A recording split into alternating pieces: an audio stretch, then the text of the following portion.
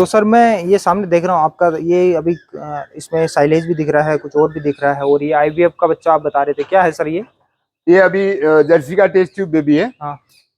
और आने वाली नस्ल मतलब हम लोग सोच रहे हैं, अभी 2-3 में ट्राई ले रहा हूँ। जैसे ये 2 दिख रही है, क्रॉस ब्रीड है। हाँ। और ये जर्सी का बच्चा है। हाँ। ये एचएफ का बच्चा है। जी सर। तो उसमें भी आप देख सकते हो, अलग अलग आपको फर्क दिख जाएगा। हाँ, वो चारों अलग अलग दिखेगी आपको। ये अभी दाने का आप बात कर रहे थे कि दाने में कैसे? दाने में नेपियर है। हाँ। और गेहूं का चोकर है। हाँ। साइलेज है, और उसमें प्रीमिक्स है। जी सर। मतलब सोया है, कॉटन सीड है, मोलासिस है, राइस ब्रांड है, वो सब मिक्स किया हुआ है। सर डेयरी फार्मिंग में सबसे बड़ी दिक्कत आती है कि गायों को क्या खिलाएं। आज का जो भाव चल रहा है मार्केट में और जो दूध का भाव चल रहा है, जमीन आसमान का डिफरेंस हो रहा है। आपका फॉर्मूला क्या रहता है, फीडिंग फॉर्मूला, और किसान भाइयों कैसे उससे और कम कर सकते हैं? देखो, अभी कम करने की बात आएगी ना। हाँ। तो उसकी इफेक्ट हेल्थ पे आएगी। जी सर। लेकिन वो सोचना है, मैं जो दाना ले रहा हूँ, मैं जो दाना खिला रहा हूँ, वो एनिमल को ठीक यूज हो रहा है कि नहीं हो रहा है। जी सर। और खुद बनाएंगे जी सर।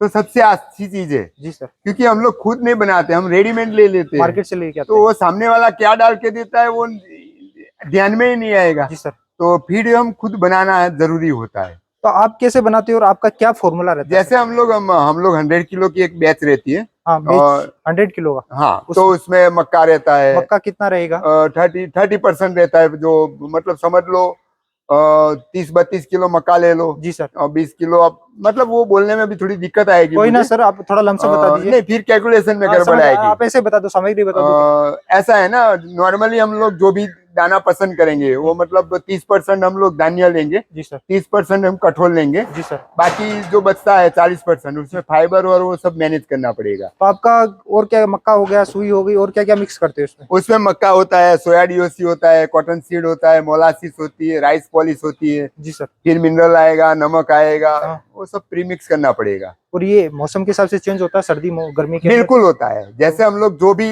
मौसम के हिसाब से अनाज पैदा करते हैं ना, उसकी जो बाय प्रोडक्ट होती है आने वाली मौसम के लिए ही होती है। जी सर। तो वो हमें फॉर्मूला में सेट करनी पड़ती है। और अभी ये जो देख रहा हूँ, अभी ये किस टाइम दाना कब खिलाते हो और ये कब खिलाते हो? सर दोनों टाइम दूध निकालने के बाद ही देते हैं हम लोग। अच्छा। सुबह डालते हैं, शाम को डालते हैं। और ये अभी मार्केट तो बहुत महंगा है सर, आपको क्या कॉस्टिंग आती है? किसान भाई भी खुद कॉस्टिंग की बात करेंगे तो अभी एक एनिमल का जो जनरल खर्चा होता है, दूध देने वाले बच्चे के साथ, तो 340-360 रुपया खर्चा आता है।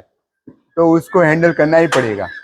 किसान भाई यही मात खा रहे हैं सर, आपका क्या सुझाव? घर पे बनाने के लिए क्या क्या उनको उपयोग में मशीनरी लेना पड़ेगा? नहीं, उसकी भी दिक्कत होती है सर। वो भी छोटा किसान रहता है ना, तो एनिमल कम रहता है। जी सर। फिर बाजार से जो चीजें लानी है ना, वो क्वांटिटी में लानी पड़ती है। बल्क में लाओगे सस्ता तो पड़ेगा। सस्ता पड़ेगा। तो वो लाने में, ले जाने में दिक्कत आती है। एक बार खुश होके वो चालू तो कर देता है। जी सर। सेकंड स्टेप में वो छोड़ देता है। जी सर।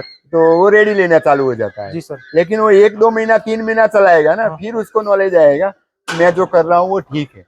आपका तो फॉर्मूला 20 साल से चल रहा है। दूसरा, आप गर्मी की जो बता रहे थे, गर्मी से को बचाव के लिए कौन सा दाना सबसे बेस्ट रहता है गाय के लिए? गर्मी में तो हम लोग, जैसे हम लोग अभी आप समझ लो 1 लीटर के पीछे 1 किलो डाल रहे हो, 1 लीटर के पीछे 500 ग्राम डाल रहे हो। जी सर। तो गर्मी में हमें 300 ग्राम डालना है, लेकिन सबसे बढ़िया बनाना है। और कौन सा दाना सबसे बेस्ट रहता है जो कलेजे? जैसे अभी अभी तो हम प्रोटीन किस में ज्यादा होता है, एनर्जी किस में ज्यादा होती है।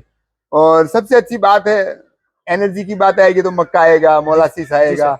और प्रोटीन की बात आएगी तो सोया डीओसी आएगा। जी सर। तो वो सब यूज करना पड़ेगा। और ऐसा कुछ अलग से कुछ दाना आता है जो गाय को पेट के अंदर ठंडक प्रदान करे, जैसे मक्का हो गया है, कुछ ऐसा आता है स्पेशल? नहीं नहीं, पेट के लिए तो कुछ आता नहीं है। हैंडलिंग करेंगे तो ही पूरा आएगा। जी सर। और एक साथ में नहीं देना चाहिए गर्मी में। जी सर। थोड़ा थोड़ा 3 बार खिलाओ ना। 3 बार 4 3 बार बार 4 बार खिलाओ। गैप में खिलाओगे आप? हाँ, तो वो अच्छा रहेगा। जी सर।